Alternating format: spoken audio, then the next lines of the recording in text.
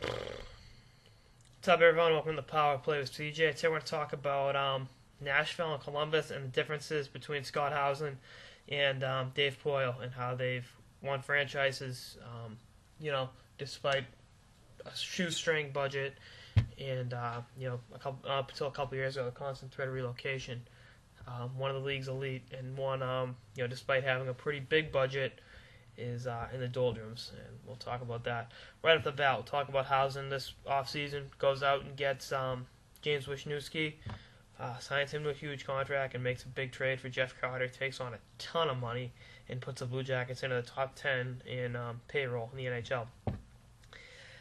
One big thing there about the Carter trade is he's a shooter. Before we talk about the personal issues with the partying and all that, he's a shooter. Rick Nash is a shooter. They wanted to bring a center in to help Nash.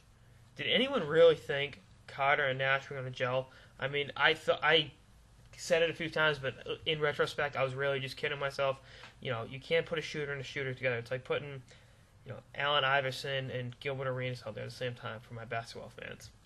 It's not going to work. It's like, you know what? When they put Allen Iverson and Carmelo Anthony together, you knew that wasn't going to work. Oh, was one all of a sudden going to change that game? No, that's how they play the game. That's how they're successful. To have them change the way they play the game makes them less successful, hurts your team, and ultimately, bites you in the ass.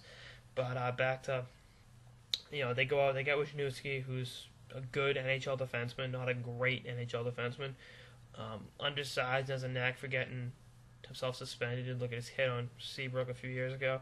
And then in the preseason goes out and gets himself an 8-game suspension right off the bat. So you're par for the course already. Carter gets hurt early. All right, you don't control that. But right after they make the Carter trade, he doesn't answer his phone for a week. He was pissed. I mean, let's be honest. You go from playing for a Stanley Cup contender like Philly to going to Columbus, which all due respect to the good people in Columbus. His partner in crime, Mike Richards, got traded to L.A. and bought a house on Manhattan Beach, which is one of the most beautiful stretches of coastline in the country. And he got traded to Columbus. Yeah, not exactly the best thing. But, you look at Poyle this offseason, he unloaded salary. Had to dump off Lombardi and Cody Franz and the Leafs and got nothing in return. But opened up a spot in the lineup for Roman Josi and Ryan Ellis to play this year with the spot for defenseman. And Lombardi's been good for the Leafs, but coming off concussion, you never know. When you're on a shoestring budget, you really don't control that. And you'll open up some payrolls, re-sign Brine, and hopefully they get Suter and Weber locked up. But they've put themselves in a good place financially by dumping that off and not giving out these erroneous contracts. They cut bait with J.P. Dumont over the offseason. He got old and wasn't the player he was only a few years ago. Jason Arnott last offseason 2010, they gave up him for a second-round pick and Matt Halachuk, who's turned out to be a great player. Halachuk has good grit, good two-way player, clutch goal scorer, both in the playoffs and going back to his junior days with the Canadian World Junior team. But it's obviously something that it takes a good GM to recognize that. And Arnie got old real quick. Arnie really wasn't the player he was only a few years ago. They dumped him off, and they got some good stuff in return. That's one. So spending, that's one major difference. Goaltending situation, recognizing good goaltending. Steve Mason had a phenomenal rookie year, and then the 2 years after that was awful. And they showed no inclination to go out and solidify themselves in between the pipes. They just let Mason more or less sink the team, and all due respect to him, he's not really an NHL goaltender anymore. He needs a change of scenery at least, or talk to a shrink or something. You take a guy like that has great physical talent and isn't playing up to what he's capable of, and it's talent's a terrible thing to waste, and it's too bad. Preds, on the other hand, found a diamond in the rough in the draft in Rene, and we're locked him up this offseason, and there's something right there that gives you it starts from the crease out, and you need a goalie capable of stopping shots on a consistent basis to give your defensemen the ability to freewheel and play their game, which Nashville's got some great defensemen in Weber and Suter, which we'll talk about both of them real quick. But, if you got great defensemen that can freewheel with the puck and play an offensive game, having a goalie back that you can trust is going to allow you to do that. And finally, the biggest, most glaring difference is the draft. You look at what the 2008 draft, Nashville had the 7th overall pick. Columbus had the 6th overall pick.